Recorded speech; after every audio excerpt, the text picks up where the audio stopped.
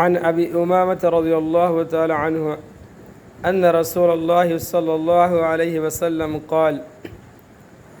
حضرت ابو امامہ رضی اللہ تعالی عنہ سے روایت ہے کہ رسول اللہ صلی اللہ علیہ وسلم نے ارشاد فرمایا، من خرج من بیتہ متطہرا الی صلاۃ مکتوبۃ،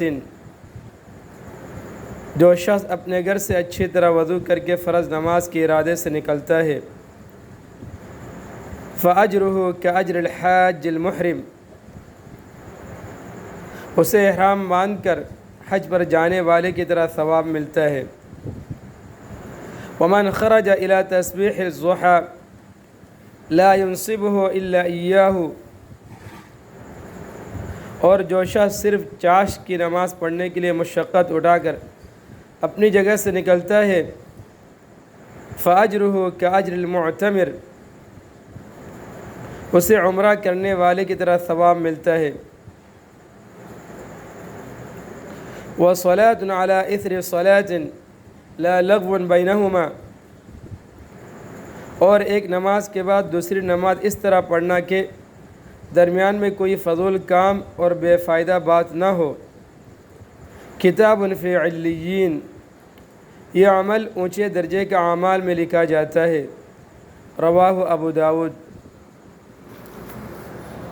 عن ابی ہریرہ رضی اللہ تعالی عنہ قال، قال رسول اللہ صلی اللہ علیہ وسلم،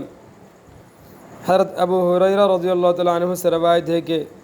رسول اللہ صلی اللہ علیہ وسلم نے ارشاد فرمایا،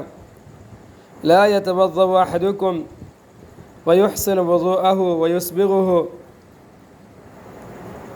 تم میں سے جو شخص اچھی طرح وضو کرتا ہے اور وضو کو کمال درجے تک پہنچا دیتا ہے، ثم يأتي المسجد لا يريد إلا الصلاة فيه، پھر صرف نماز ہی کے ارادے سے مسجد میں آتا ہے،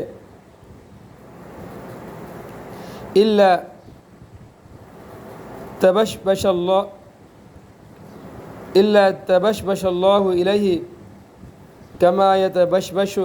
أهل الغائب بطلعته، تو اللہ تعالیٰ اس بندے سے ایسے خوش ہوتے ہیں جیسے کہ کسی دور گئے ہوئے رشتہ دار کے اچانک آنے سے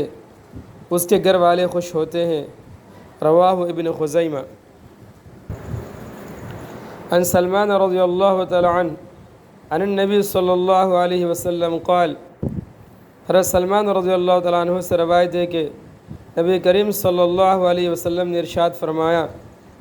من توضأ فی بیتہ فاحسن الوضوء، جو شخص اپنے گھر میں اچھی طرح وضو کر کے مسجد آتا ہے، ثم اتى المسجد،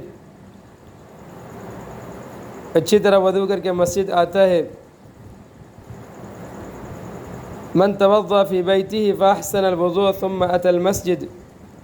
جو شخص اپنے گھر میں اچھی طرح وضو کر کے مسجد آتا ہے، فهو زائر اللہ، وہ اللہ تعالیٰ کا مہمان ہے، اللہ تعالیٰ اس کے میزبان ہے۔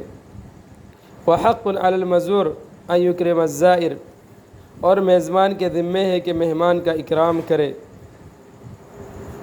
رواہ الطبرانی۔